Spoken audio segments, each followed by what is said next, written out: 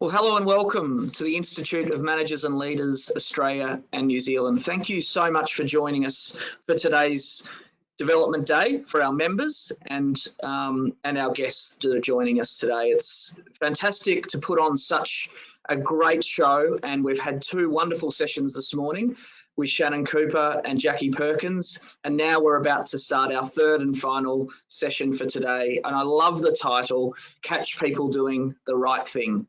And it's from Kerry Anne Cassidy, who once again is one of our top facilitators here at the Institute, facilitating all of our leadership programs across the board, as well as our virtual workshops. It's fantastic to have Kerry Anne with us today to do this topic. And before I introduce her, I do want to go through a couple of formalities that those of you who have been on the first two will probably already know, but all of you were sent your action plans. Now, these action plans have been revised based on the feedback from you, our audience, and they actually include actions already that have been put in there by our facilitators. So please have those in front of you. It gives you a really great takeaway from today, so that the learning and the discussion that Kerry Anne will talk us through, you're able to jot down some notes and support that. So please use those action plans for today. Today's session, just like the other two, Kerry Anne will talk for about 40 to 45 minutes. We'll then have some time at the end of the session to go through some questions and answers, and those have been certainly, fantastic to do for the other two. And I've got no doubt, continue to send through those questions throughout the presentation so that we've got a lot to talk about at the end. And I've got no doubt, based on seeing the content today, that Kerry Anne's going to be put under the microscope at the end of the session. Like I said, for the other two as well, as the content from today is all drawn from our leadership programs and our virtual workshops that you can look more on. We're going to send you the link of that at the end. And all of these are going to be recorded along with the resources, and they will be emailed to anyone who is registered for today. So you'll have all of those resources to you. I believe the email will go later this afternoon, and you'll have all those resources. Look, if you want to get in touch with us, please jump on the website, send an email, let us know what you're looking for, and we can answer you straight away and hopefully provide you with an answer or some solutions to what you're looking for. In terms of catch people doing the right thing, which is today's last session. Kerry Anne's key focus of this session is to understand the importance of positive reinforcement and how it can create a trusting workplace. And it's a wonderful way to delve, I think, the first two sessions into this final one, bring it all together, and that's what Kerry Anne's hoping to do. The three key points for the session: creating an environment of trust and shared expectations, the power of positive feedback and what that can mean for the workplace, and some tools and frameworks to empower leaders to think more intentionally about their conversations. And that's what all of our learning is about at the Institute of Managers and Leaders. It's all about practical things that you can take away from today's session, tools, frameworks, things you can implement straight away into your day-to-day roles, to make things better, to make you a better manager, and ultimately to share in our vision as an institute of creating better managers and better leaders for a better society. So, look, I don't want to hold things up any longer. I'll hand over now to Kerry Anne Cassidy to present Catch People Doing the Right Thing. Woohoo! Thanks, Sam. Awesome. And so good to be here off the back of hearing and sitting through Shannon's great presentation on stories and the power of storytelling in organizations. I love that framework. And then great to hear Jackie and the interaction that you were having with her. And I think very exciting to hear that for a lot of us, no matter what COVID represents, we're bouncing, and we're bouncing big. And so I'm pretty excited just to be talking you through this section. As we get started, what I really would like to propose to you is a question. And so the question relates to, when did you last catch someone doing something right? Can you go back to that memory for me? I want you to think about, how did it feel? And if you shared it back with them, how did they respond? because I believe our challenge as leaders is, how do we as leaders encourage our people to use tools that they've never used before and make more ordinary the stuff that currently might be seen as extraordinary. And coupled with that, based off the back of what Shannon shared with you around the frameworks to focus on bringing in the stories that are available all around us to showcase our values and our vision, how can we actually use these in more practical ways to show more kindness and more caring? I would suggest that in this environment of COVID, that is what we're needing more than tasks and outcomes and achievements. And the reason this is so important is because even though our best of intentions are to create positive cultures, our brains are actually set for threat, which means it's a counterintuitive equation. The good news, though, is that we, you and I, are made for reward and positivity. In fact, Sean Acor, in his book, The Happiness Advantage, says that you and I are up to 31% more productive in positive than in neutral, negative, or stressed. So this is good news indeed if we are going to move forward outside of the lockdown kind of piece that is happening at the moment, whether we're in lockdown, outside of lockdown, whether we are moving outside of that process or not. And so as we look at what's happening around us, and I get you contemplating those stories where you have caught people doing things right, I'd like to introduce the story of David and Goliath. I love this story because when I think about David was a young shepherd boy who was sent by his dad to get news of what was going on at the army front, which is what was happening with Goliath and the Hebrew army. And Goliath was making fun, a mockery of David's nation. And David, a young shepherd boy, seemingly insignificant, with nothing but a sling and five smooth stones, was able to take down a giant.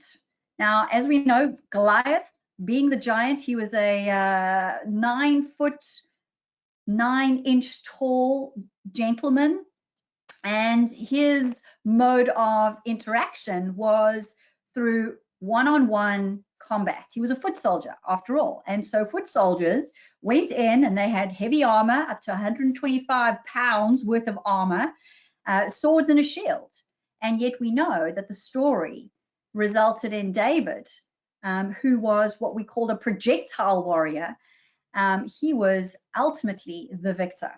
And I would suggest that in the same way that the story of the underdog who takes on the giant is able to overcome, we can use the lessons from the story in our own lives. Because I would suggest that we are also living in a David and Goliath story. In fact, I would suggest the 21st century view of the enemies in our midst. The enemies in our midst are not called Goliath, but they certainly are giants in our midst. The enemies are called distraction. Distraction, when I ask my leaders in classes, hey, tell me, how are you going?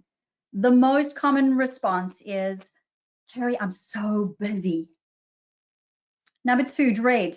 I have noticed with COVID that this fear has risen up in so many of us because, and we heard the story of Tennessee and Amir from Jackie's rendition a little bit earlier. We also heard about her mom and her dad.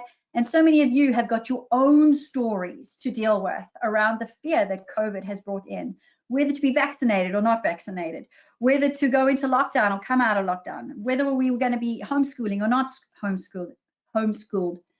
And as a result of all of this, the fear has created in us a distrust. Just the other day, I was involved in a session where confidence was broken. And I'll talk a little bit more about that when I come to one of my tools a little bit later. But I've seen that with distraction and dread comes naturally distrust of our fellow human beings. And this is not a pretty place to be. And of course, all of these 3 things together have created for a lot of us a distorted view of potentially how things are playing out. However, just as in the story of David and Goliath, there is an underdog. And that underdog seemingly looks like an underdog, but actually is not.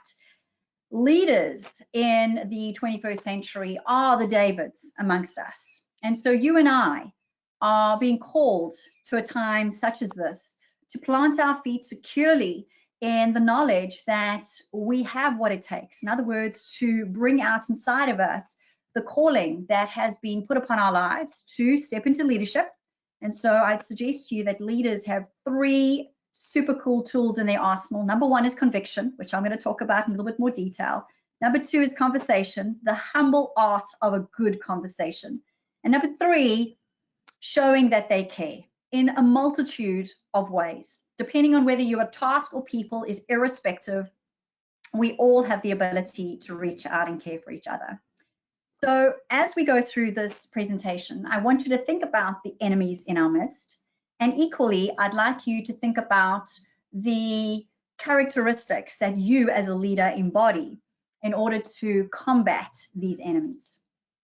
Why is this important? Because as Bill Taylor, the co-founder of Fast Company, has said to us, focus less on fixing what's going wrong and highlight and celebrate what's going right. That's been our focus today, as you've been hearing through Shannon and Jackie's talk, and the overall promotion and focus of our development day. So off the back of that, I want to talk to you about engagement. What specifically does it mean to you? And I know that you probably could spend some time going to the chat function, popping in a few ideas there, but I'm not going to ask you to do that. Instead, what I'm going to ask you to do is to write down the question, what does engagement mean to me? And then I'm going to ask you to think about what increases engagement and what decreases it. Because I know that you know.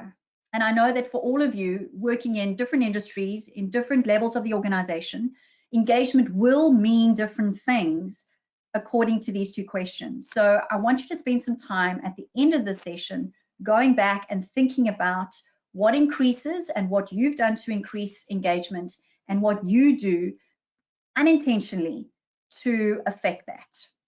And why is this important? Well, I'd suggest to you that engagement is important because it influences us. It influences us, and it also influences the people that we in turn influence. Why? Because it influences how we feel about our workplaces and how then we interact with our people. It affects how we think about the workplace, how we show up in our workplaces, and therefore how we talk about our workplaces. And so when we look at this, when we talk about what engagement is made up of, engagement is actually made up of 2 pieces. And the first is we need to bring a commitment to the process of engagement by logically buying into our leaders and the people around us. And we also need to make sure that we show up from a heart perspective with our people. And when we think about commitment in this way, that, and Shannon said it, is that we need to bring our heads and our hearts to the organization, because it's only through our role modeling that we're able to actually impact and affect change. And change is important because change is all around us.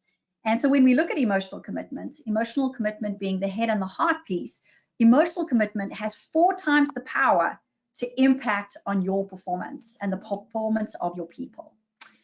But don't believe me, right? Let's look at the research. So on your screen in front of you, you've got 4 pieces of really cool research. And a little bit later, as Sam said, he's going to send this off to you and you'll receive this. You can have a look at it. But what I'm going to do is I'm going to say to you, engagement drives performance. And I would suggest that as leaders, we have a big part to play in that.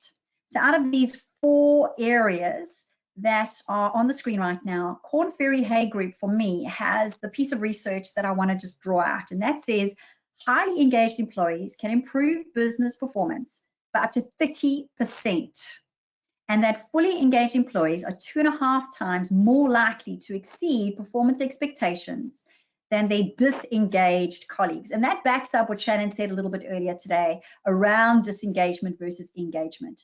So engagement is the holy grail in times of trouble like we're in right now.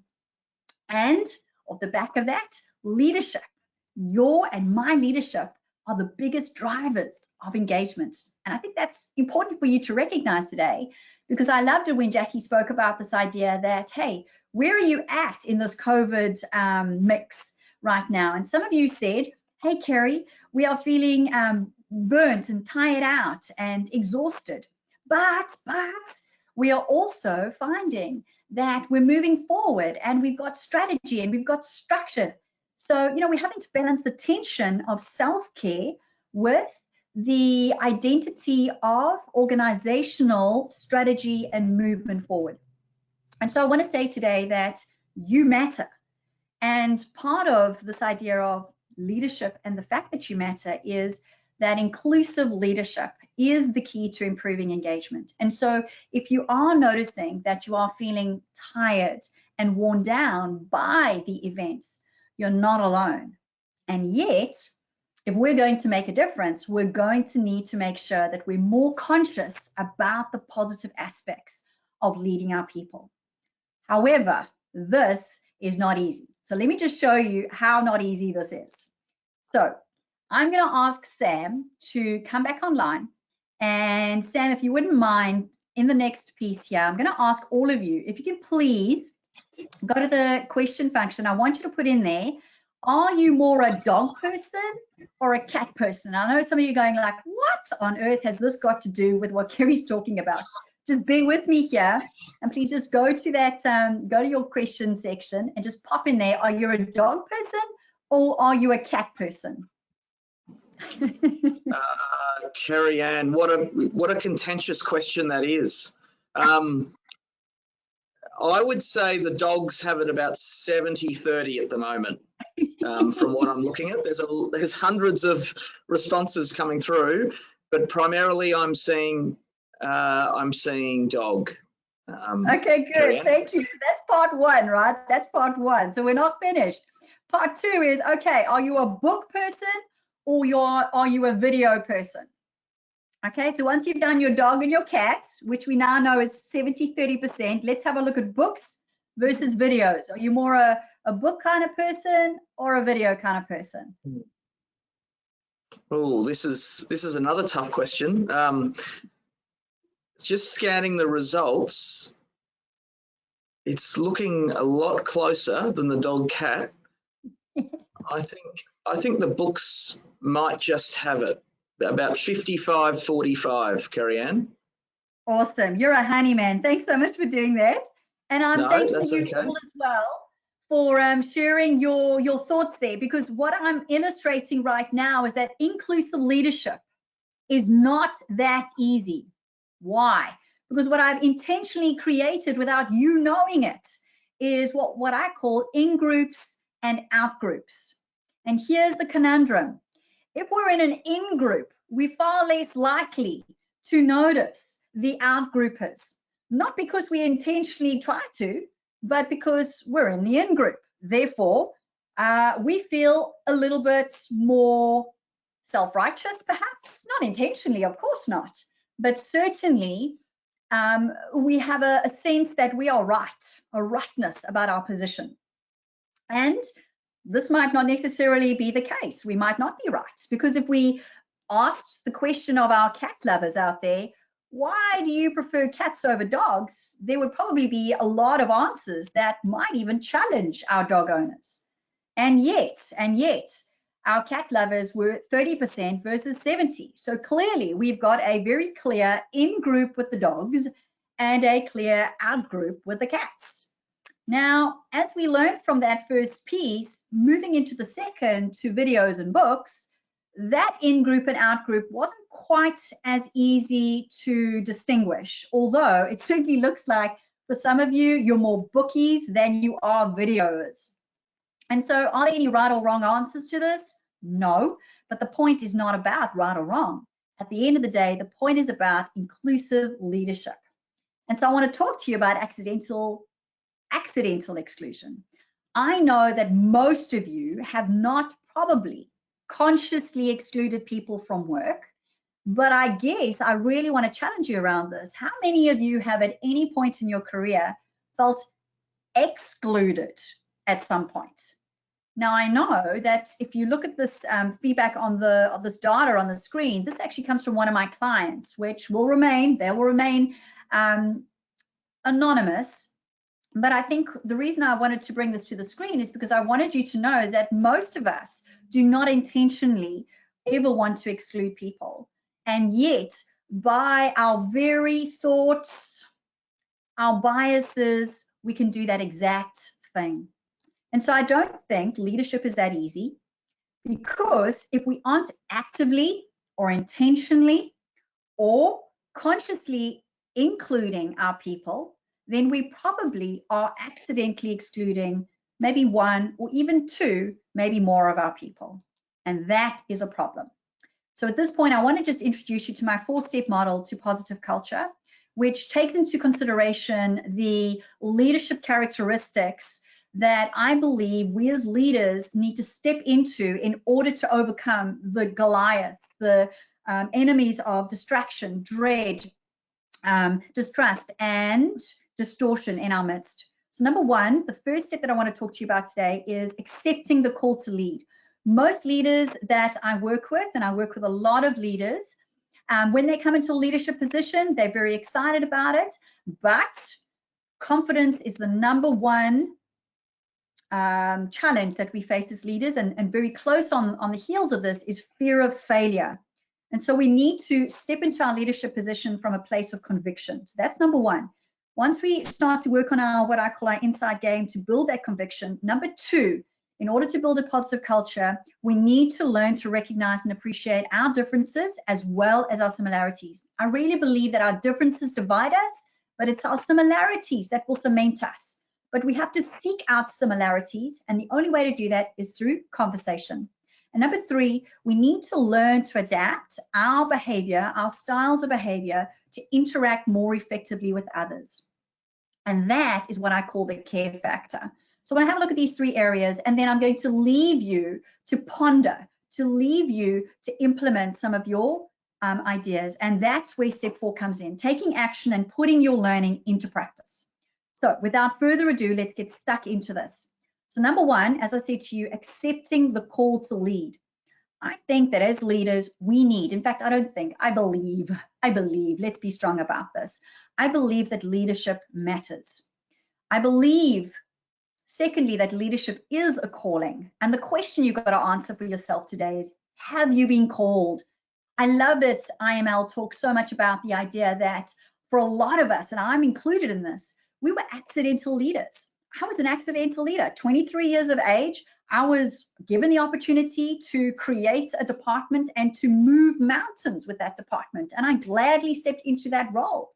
But hand on heart, I had more vision and purpose and excitement and enthusiasm than I had maturity and weight behind me. And so I made lots of mistakes. But at the end of the day, I believe that the reason that you're on this call today is because you have been called.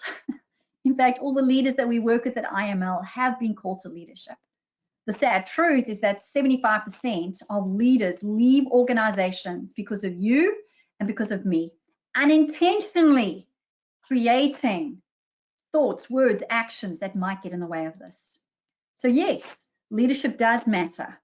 In fact, kindness and caring, specifically in leadership in the 21st century, have a big part to play over the task, technical headspace of the 20th century.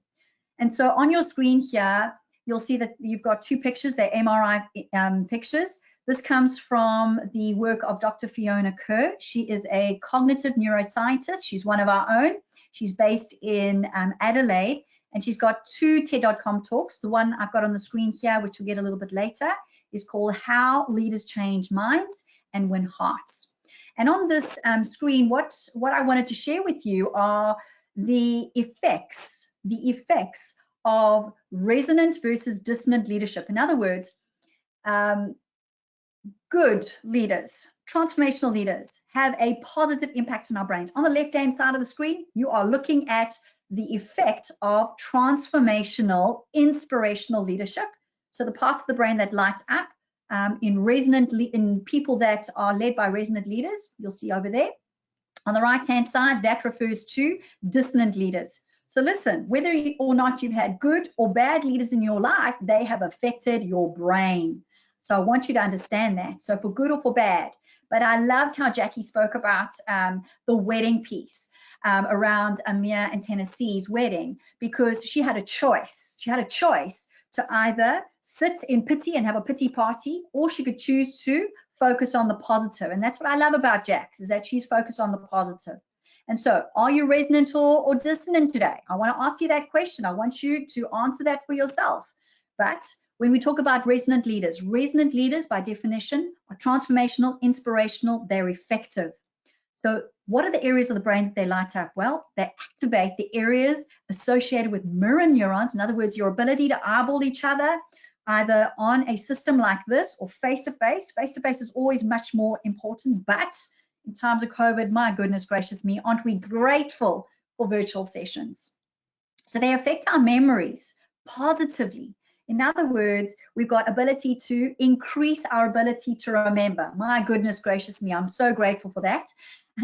They allow us positivity and the ability to deal with newness. In other words, change. Don't you love that? The ability to deal with newness, not change.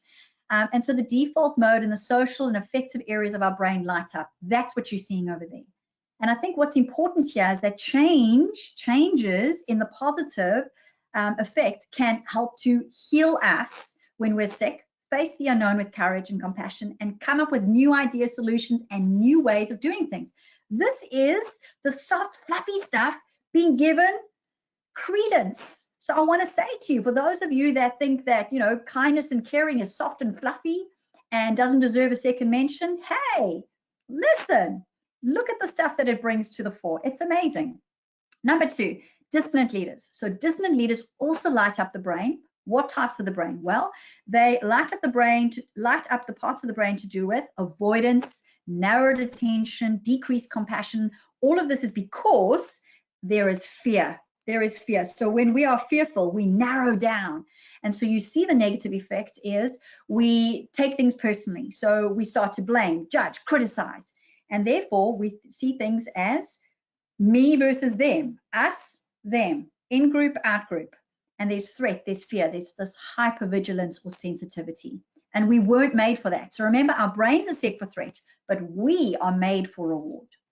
And so what does this mean? Good leaders trump bad leaders. Okay, so how can I practically apply this, Kerry? Well, very simply, I want you to think about 3 things. So positive leaders, and this is the studies, they bear us out. This comes from Dr. Fiona Kerr's research, is number 1, positive leaders have a crystal clear vision, which is communicated simply and clearly. So I want to ask you today, I've recently been working with some leaders, and they frontline junior leaders, and they've been saying to me, Kerry, I'm so frustrated with my manager because my manager's not giving me the vision. I'm waiting for the vision. And I'm saying, okay, newsflash, you have got to come up with a vision. You have then got to sell that vision based on your understanding of the organization, based on your understanding of your manager and where the manager's going. You need to go and sell what you want to do in your team to your manager, get their buy-in, and then you got to go and sell it to your team. You can't wait. You can't afford to wait for others to tell you what the vision is. You have got to come up with your vision, number 1. Number 2, you've got to showcase your stories about your values. Excellence is something that I am really, it's one of my values. And how does that show up? Well, for many, many years, it showed up as perfectionism. I had to be perfect, 100%. I had to strive. But I realized in my 40s, thankfully, that instead of perfectionism, it's excellence that I was made for. Perfectionism is pain. Excellence is power. I know that I'm never going to be perfect. I'm only human. But if I can really try as much as possible to give quality as often as I can, then I feel good about myself and I know that I make a difference. So the strong value system is very important, that you're able to share it with your people and find stories to share around that so that they feel safe enough to show up. Because here's what the research shows us is that just by telling people what your values are creates an environment of safety around them. Next up, they are pragmatic optimists. In other words, they believe in the positive of their people. Now, all 3 of these pieces need to be in place for you to show up as a good leader, to activate those mirror neurons in the positive areas of the brain. Negative leaders, on the other hand, drop compassion in favor of narrowing in, this is so painful, on tasks and staying safe. It ain't broke, let's not fix it, okay? No, that's not what we're made for. And so as we finish off this particular section, I want you to just think about, do you know what your vision for the next 3 to 6 months is? Your vision. Have you sold it to your manager? Number 2, when last did you share a story that showcased your values so that your people can feel like they can show up? Even if they don't agree with your values, by the way, they still feel safe. So it's really important that you understand that. And number 3, are your people clear that you know, like, and trust them? And that can only happen if you're spending time with them, not doing the. Okay, the reason I'm saying this is because leadership drives culture. If you don't like the culture in your organization, or you don't like the culture in your department or your team, you need to look at yourself first, because you drive the culture. You're the role model. And as a result of that culture, you will get the performance that is currently happening. So for a lot of you, I was very excited to see when Jackie asked you, okay, was it point 1, 2, 3, or 4 that you are resonating with around COVID? And a lot of you said, hey, listen, we're point 4. We're moving. We're okay. We're doing well. The organization is moving forward, etc.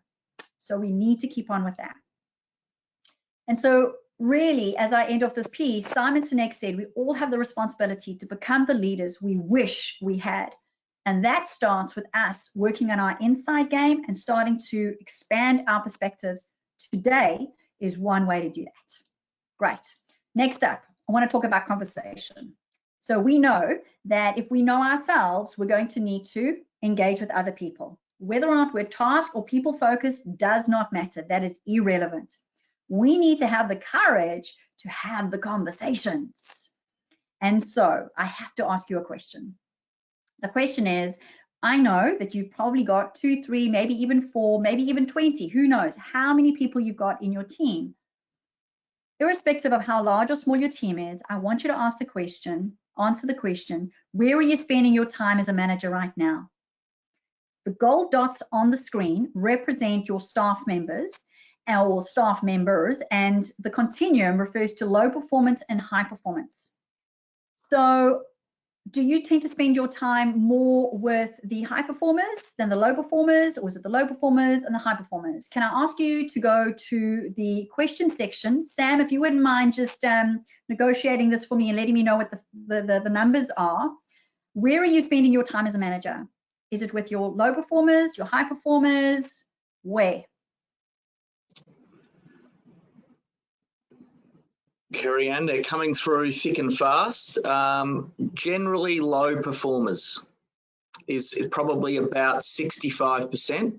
Low performers, okay. Maybe even higher. There's a number of people who have said equal. So equally they spend it on low and high. But I would say the majority here of the feedback is that they spend time with low performers. All right, that's excellent. Thank you very much, Sam, for sharing that. Thanks very much for sharing that, guys, because I'm going to say to you, that actually sounds very like what happens in our classrooms when I ask this question. I find that most of us, well-intentioned, we know that we should be focusing on the positive, but actually we tend to find our time spent trying to manage and improve those people, my goodness gracious, that are low performers.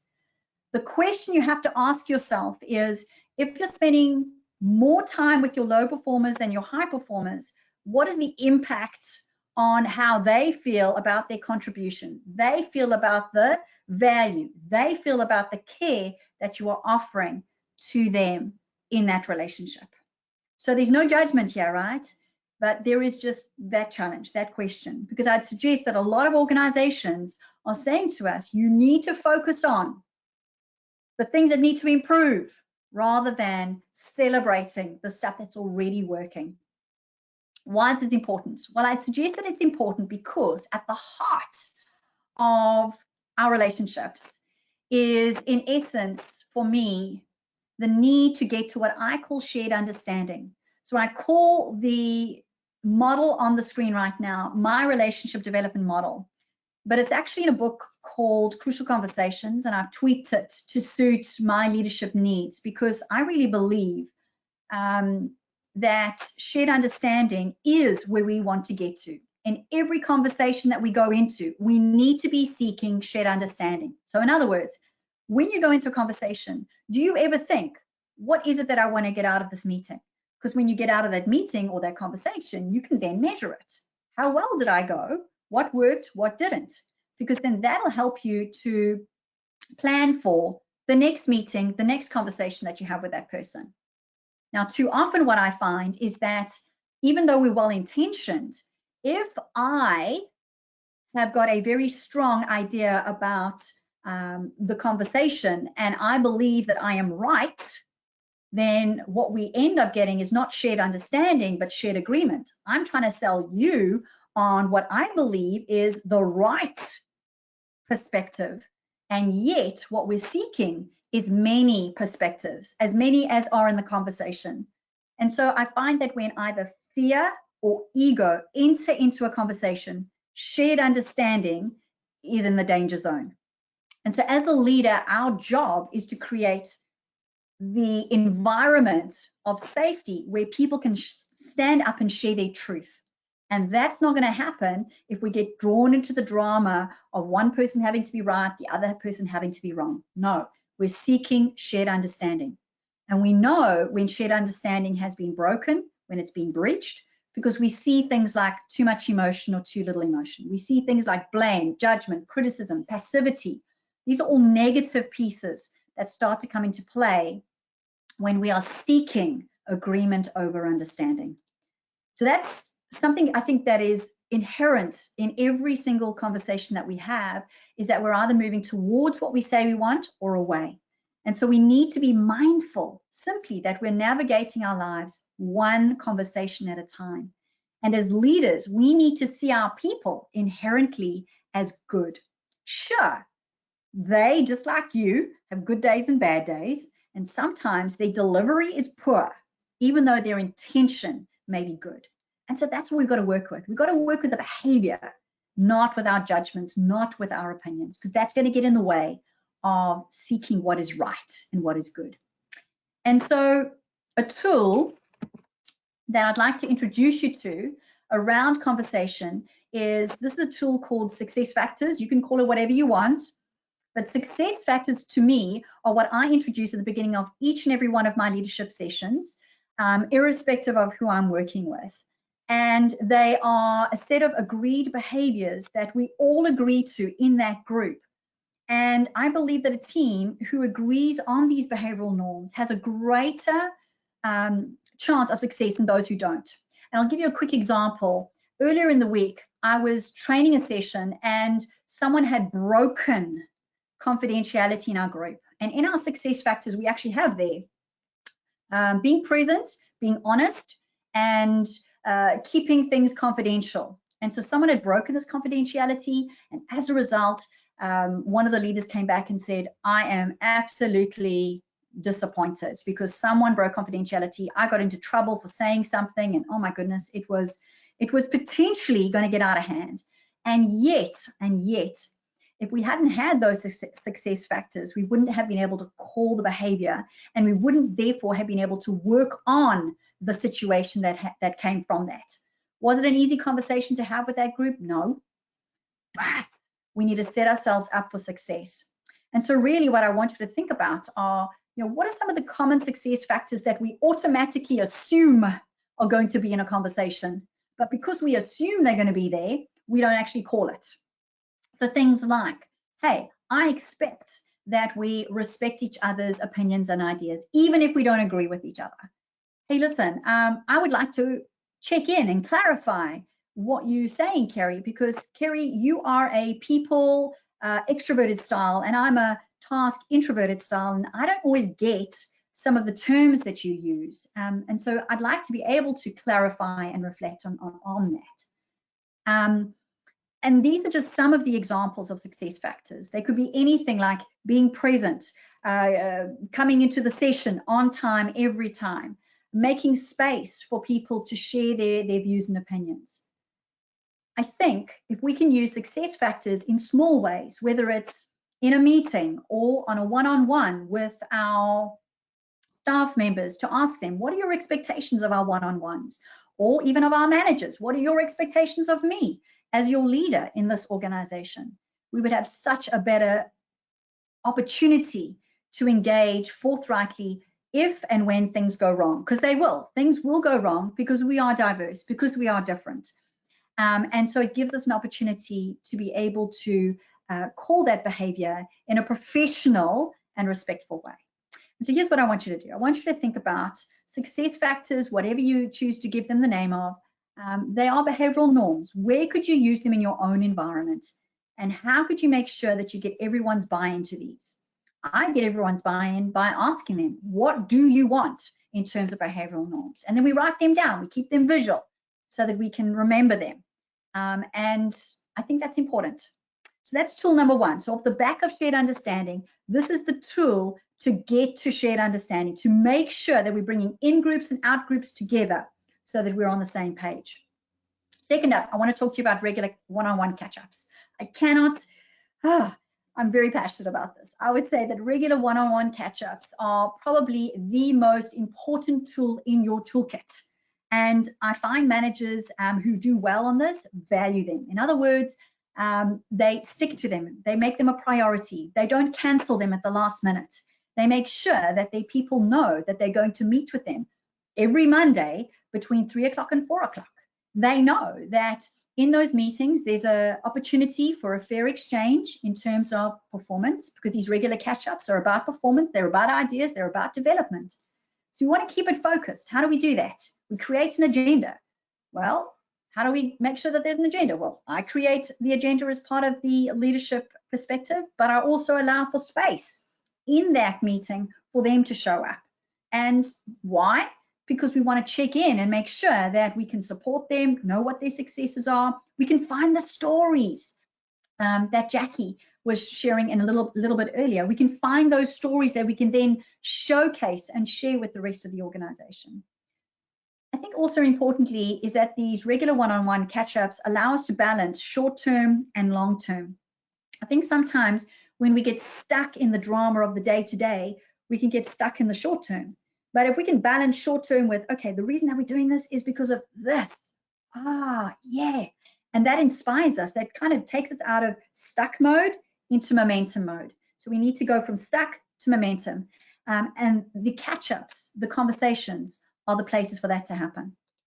Next up, I want to just talk about preparing for the conversation. It sounds so obvious. Surely we should all prepare for our one-on-ones.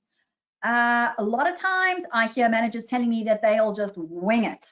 They'll just go into those meetings. Well, I'd suggest to you that you're not ever going to be able to get the evidence and examples, in other words, the stories, or we can tell them that they've been brilliant unless you are preparing. And I think sometimes we underestimate, because the excuse is, I'm busy, I'm too busy. No, we need to plan and prepare and get the evidence. That is the end. That is the end story. That is a full stop, not a comma. Why? Because this is our time one-on-one to come alongside them and know that we want to get to know them and we trust them. We can't do that if we are going from one meeting to the next, thinking about what that next meeting is going to be about. So we've got to make space for them. We've got to focus on what I call the 3 to 5 ratio. That's 3 to 5 positives to every 1 negative. I think in a lot of conversations, we think about the improvements that need to be made, not ever thinking that that negative thought would be not in our favor. So 3 to 5 ratio is coming up with 3 to 5 positives. More positive. We want more positive in our trust account, more positive in our bank account than we have negatives. And lastly, we want to be able to consider their communication style. Now we need to, We need to be able to counterpose it with our own communication style, because ours and theirs might be different. So I've got a signature style quiz that I use on my website. I know Jackie, she uses the birds. And so we all have, as facilitators, different tools that we use. So this is my tool. What's your signature leadership style? And it doesn't matter whether you're quiet and thoughtful, loud and outspoken, task or people, you need to know what your style is so that you can own it. And then juxtaposed to that, you need to know what your staff's style is, because you may need to adapt If I'm an extrovert, I'm going to need to slow it down. I know. If I'm working with an introvert.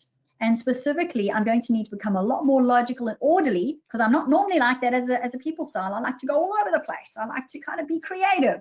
But if I were to go into my task introvert, in other words, perfecter conversation with my perfecter staff member, they're not going to like that very much. And they're going to get anxious, and that threat response, I'm going to activate it in them, even though I don't mean to. So we've had a look at success factors. We've also had a look at regular conversations as being an important part of your toolkit. Now I want to talk about feedback. Feedback is such a crucial part of organizational conversation and the health of positive conversations. But most people that I work with are feedback starved for the right kind of feedback. And from the employee engagement group, and remember, this is one of the resources that I've given to you that you can work through this afternoon when you get this from IML, is that recognition is the number one thing recognition is the number one thing staff say their leaders could do better. So we are giving feedback, we're just not giving the right kind of feedback. And so the title of this talk is about catching people doing something right, not something wrong. And so I want you to think about feedback. When you think about feedback, what sort of words come to mind? And again, I'm going to ask Sam just to give me some ideas here. Do you think more about pain? In other words, when you think about feedback, do you think, oh my gosh, oh no? Or do you think, oh yes, baby, oh yes, I'm excited. If I were to come to you and say, hey, Kerry, can I have a 5-minute conversation with you? Would you go pain or would you go pleasure? Hit the question button right now and tell us, pain or pleasure? Sam, if you could please do the honors, pain or pleasure, where are they at? Well, there's a lot coming through as usual. It looks like about 50-50, I would say, pain and pleasure here. Okay, good. All right. Yeah, actually, there's probably a bit more pain coming through. Let's say 55-45, pain to pleasure at the moment. I'm excited. That's a good number. I'm very encouraged. And that's what I've seen today, is that there's actually a lot of bright spots coming through. We're actually starting to do this really well. So I'm glad to hear that, because here's the thing. When we think about feedback, the intentions behind feedback, most people would agree feedback is about improvement. Sure, yes, number one, absolutely. But feedback is also about affirming our people, changing course if we need to, celebration, development, recognition, stretch, challenge. Man, the list can go on, right? This is a non-exhaustive list. So I want you to remember, feedback is important. Here's the thing. As leaders, we have been taught that we have to provide feedback. In other words, the responsibility is squarely on our shoulders. And as a result of that, typically what I find with providing feedback is it's pain, because it's a monologue. It's a monologue. And I don't know about you, but conversation is not a monologue. No, people are interested in engaging in feedback. They want to have dialogue. And I don't know about you, but I find that a dialogue is so much more fun than a monologue. And so when we engage in feedback, I want you to think about 3 things. Number one, them first, you second. Your job is not to know all the answers. Your job is to ask good questions. How are you going today? What's working? What's not? How can I help you? So them first, you second. I don't know, maybe I'm going to be a bit controversial here, but what the heck? I like my own ideas better than I like yours. But here's the thing, I bet you like your own ideas better than you like my ideas, right? Especially when it comes to your performance. So that's why the 80-20 rule is so important. So I know you've probably heard it called the 80-20 rule or the Pareto principle before. Typically in a conversation, there should be 80% them, 20% you.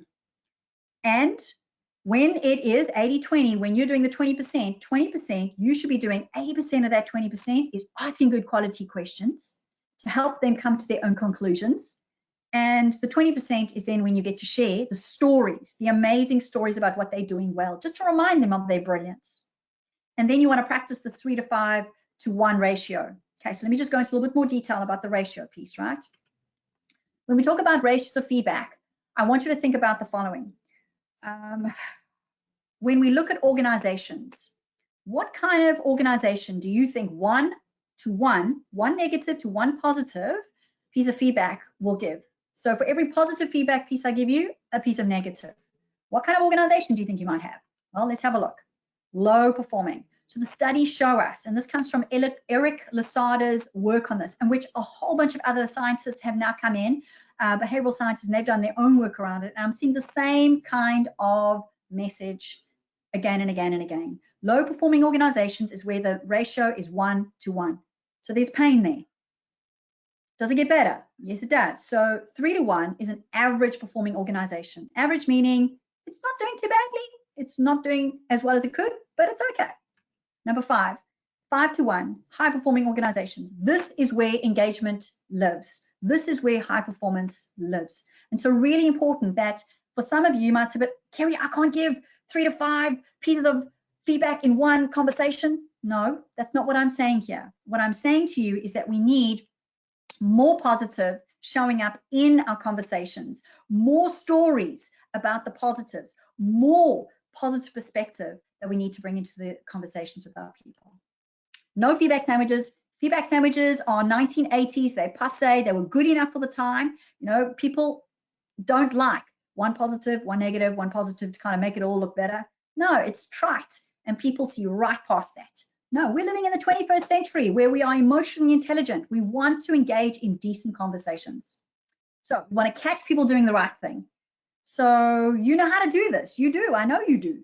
It's very simple. You want to acknowledge behavior. So Kerry, I really liked, and tell them, what did you really like? What did you really hear that you really liked? Tell them why. I loved how Jackie talked about what's the why.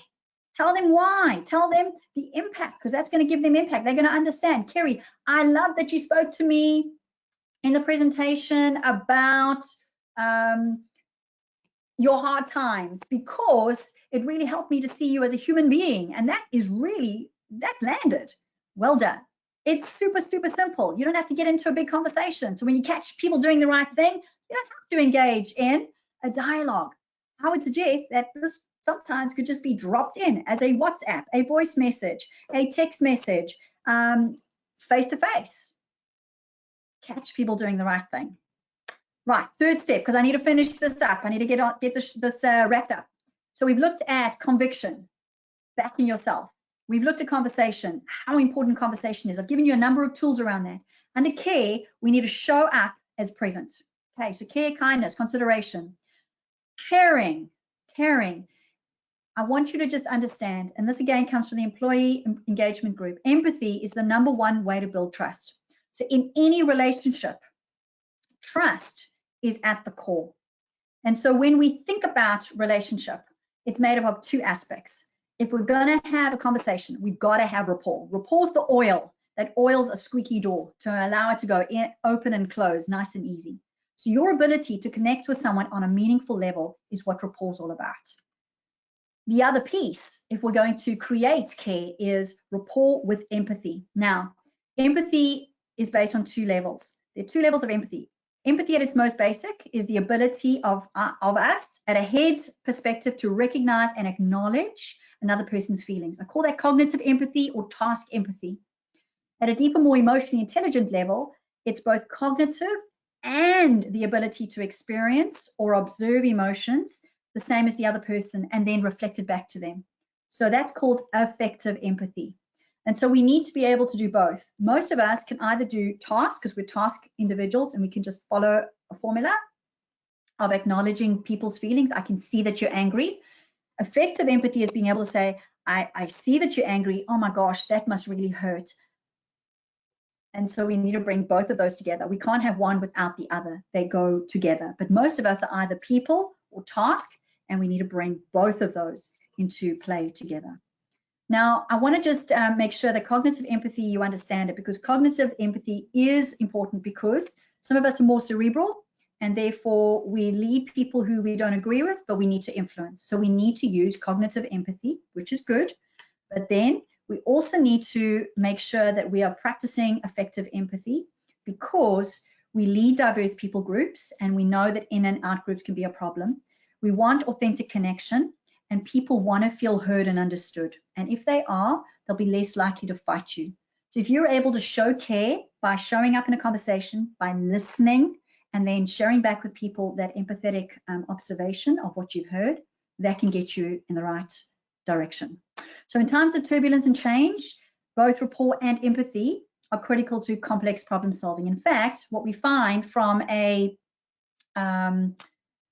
neuroscience perspective is that complex problem solving is activated in resonant leadership situations. So messages are sent by the brain instructing it to go away and find missing information. And then what happens is, if we have got resonant leaders, those resonant leaders will allow us to open up the possibilities in our brain. So they open up our brain, which is why you saw the orange lights going on a little bit earlier. However, if we're negative, it's going to narrow focus and we're going to be too scared and we're not going to be able to actually open up to solve problems. So the filters that look for information based on criteria of long-range perspective and consequences are opened up when there is rapport and empathy. In other words, caring and kindness. And so when we engage your hearts, we can engage the mind to create new neural pathways, which is super important. And so 6 questions that you can ask. You can spend some time answering around your people so that they feel cared for. Are things like, have you told your people where you're heading? Do they know this? Number 2, what's their job? Do they know what their job is? Do they know what they, because I know some organizations that I work with, they tell me, oh my gosh, we change our job description like we change our underwear. So they need to know, today, what do I want you to focus on? Does anyone care? Like, how can you show care to your people? How is the business unit going? Do they know how you're going as a group, as a department? How are they doing? Do you know how they want to engage with you? Do they want to have regular one-on-ones, or do they want to have once a month? And how will they be rewarded? Do you know how they want to be appreciated, recognized, and valued? Have you had that conversation? These are 6 questions to get you thinking. As I finish off, trust shows up on foot, but it leaves on horseback. It takes a long time to create trust, but just these little unintentional pieces, our biases, if we're not working on our inside game, can make all the difference between positivity and brokenness. And so we've looked at this 4-step model to positive culture. Remember, conviction, you got to do the inside work. You have been called to a time such as this. You need to know it. Number 2, you've got to engage in conversation. It's got to be conscious, it's got to be prepared, and there's got to be lots of it. And number 3, you've got to find ways to show your people you care. Okay, guys, the floor's over to you. Step 4 is you taking this, putting it into action. So as we started off today, I asked you, how will you as leaders encourage, spread, and make ordinary ways of behaving that today may seem extraordinary? As a result of today's session, I hope that you got some new ideas. What clever tips and tricks will you use as leaders to help your organization become more kind and caring? Well, again, I'm hoping that today has answered that question. So your action steps as a result of today's session. Number 1, download the worksheets that's going to come your way, and please take the time to complete it. Number 2, watch the video and read the article that I've sent through to you. So I've given you an article there called How to Engage in Positive Performance Conversations that I've written. Number 3, talk with your manager about how you plan to implement one of your ideas within the next 24 hours. If you don't use it, you're going to lose it, man. Come on. And number 4, catch someone doing something right and share it with them. Share the love. Okay, folks. So be brilliant, be dangerous. Your time to shine has come. So as we end the session off, any questions? Sam, back over to you. Kerry, thank you so much. What a fantastic presentation. There was so much in there. I was taking all these notes at the end, Kerry, because there's just a lot to take away, which was fantastic, and a lot of things that I'm sure myself and others who are watching it, all of our participants can implement straight back into their workplace, and that's what our learning's all about. Fantastic.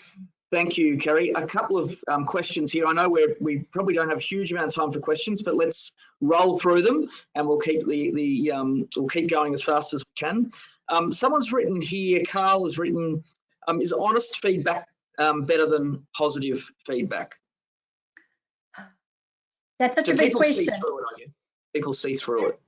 Yeah, I think that there's two pieces to that. I think we need to be honest and we need to be respectful. I think at the end of the day, positive needs to have a weight of authenticity behind it. People, as you say, can see right through inauthentic feedback. So that's why we've got to give the examples. So we can't just say, hey, you did a good job. We've got to say, hey, you did a good job when you did this, when you said that. That's why the behavior, people's behavior matters. Thank you, Kerry. How do you respond to that minority of staff who say they don't receive recognition when you know staff are in fact recognised, rewarded, supported in a variety of ways? Okay, good. That's a good question. I think one of the ways that we need to turn that around is to ask them, what does recognition look like to you? What does appreciation look like to you? And then to start that conversation to get to shared understanding. Because I think I hear many managers say, I'm working so hard to recognize them, to appreciate them. And they tell me this. I mean, there's a world of pain in that from a leadership perspective. So if you're able to engage from a curious, and you've got to stay curious, you've got to stay open, and you've got to be willing to hear the answers. And maybe that's where the missing link comes in, shared understanding. And last one, I know there's a lot of questions we haven't got to. We will respond, and thank you to all these messages of support for Kerry. We'll send them through to you, Kerry, about thank yous. You were brilliant, you were fantastic, and I certainly concur. One final question, I think it related to your earlier slide. Is resonant leadership a natural mindset? Ooh, hey, listen, leadership's a calling. And as a result, I would say that we got to do the work. We got to do the work. Resonant leaders don't just happen. There's a lot of work. You know, I think when you see someone that's doing something well, you know, they've mastered the skill set. I think that when you see that, it looks so easy, so effortless, and you go, oh my gosh, I want to be like that. And when you kind of, you know, deconstruct it, you find that there is so much work that has gone into that. So is a leader born or is a leader nurtured? I would suggest to you that I see some natural leaders, but they naturally will do things like reflective practice. They will listen to their people. They will show care, all the stuff that we've talked about today. So they're both born and they're nurtured. And at IML, we do both. I absolutely agree, Kerry Anne, and that's a fantastic way to finish. Thank you so much for a fantastic presentation. As I said, the feedback here is overwhelming, and it was great also to have the audience involved and included in today's discussion. Thank you so much for getting involved and providing that feedback. And I'm glad to say there's a lot more dog lovers than cat lovers, Kerry Anne. So, you know, that was always a very interesting piece of information we've got from our audience. Just before I do announce something quite special for this afternoon for our attendees, I just want to say as the Chief Executive and on behalf of all of our members, I just want to thank our three facilitators today, Shannon Cooper, Jackie Perkins, Kerry Anne Cassidy. All three of you have put together thoughtful, informative, fantastic learning opportunity for all of our audience today. And the three sessions have been so wonderful to sit here and watch. I've certainly learned a huge amount, and I've got no doubt our audience has as well. So thank you so much to our three facilitators who put in so much work. I also want to thank our IML staff involved in today's development day. I've jotted down a few names. There's no doubt I'm missing people, but Joe and Libby. Libby's been here right beside me the whole time. And Vicky as well in our delivery team. Anna and Paminda for guiding content. Steph and Whitney for designing all the marketing and materials around it. And Ben, Kate and Amy on our membership team for supporting our members to get involved in these activities and making sure our members feel like that we're providing quality development for them as professional members and corporate members of the Institute. So I know there's a number of other staff involved, our corporate team, our ICC team, but thank you so much for all pulling together a fantastic day of learning. So on behalf of the organisation, I thank you. Now, I did say I had something special. We do have a wonderful activity this afternoon, and this is about putting all this learning into practice. And this is about the power of positive workplaces in practice. It's going to be hosted as a hybrid event. So we've got the office, the Brisbane office here. If I look in front of me, I can see a panel session set up. It's going to be hosted by Jackie Perkins. And we've got three wonderful executives coming in. Cheryl Barrett, who's a chartered manager and fellow of the Institute. She's also the CEO of Southern Cross Support Services. We've got Belinda Hughes, the head of people experience at the Endeavour Foundation. And we've got Gail Job, the Chief People and Property Officer at Auswide Bank, coming in today in a panel, and we're going to talk about creating positive workplaces, and they're going to speak as a panel session. That's going to run at 3:30 Eastern Time, 5:30 New Zealand time, 3 o'clock Northern Territory and South Australia time, and 1:30 Western Australia time this afternoon. Now, you can find that event and plug into it. It's a Zoom event. To watch. It's going to be hybrid, as I said, so you being on Zoom, you'll be able to interact as well with the people in the room here. And it's going to, if you want to go to our website, managersandleaders.com.au or .co.nz, you can go in there, click Learning and Development, and click Browse All Learning, and it will be the first event you will see. And it is called a hybrid MEMEX, a panel discussion, the power of positive workplaces in practice. I think we've got about 200 people already tuning in virtually and about 30 people here in the room live. So we're trying to experiment a little bit with these hybrid events. We've got 3 senior executives coming in to talk about putting what the learning we've just heard from our 3 facilitators into practice and how they do it on a day-to-day basis in their organisations. So something really special to finish off this development day. So now we've got a couple of hours of break, and we'll come back at those times I suggested earlier for those locations. Please jump in and register. It's not too late to register for that hybrid event. Come in this afternoon and you can listen to some fantastic reflections of our senior executives. But once again, on behalf of the Institute, thank you so much for your time, your participation, and really for the learning today. It's been wonderful to hear it, and I wish you all the best in these difficult times, and I hope you can join us in the near future as we continue our learning and development opportunities at the Institute of Managers and Leaders. So thank you very much, and we look forward to seeing you soon.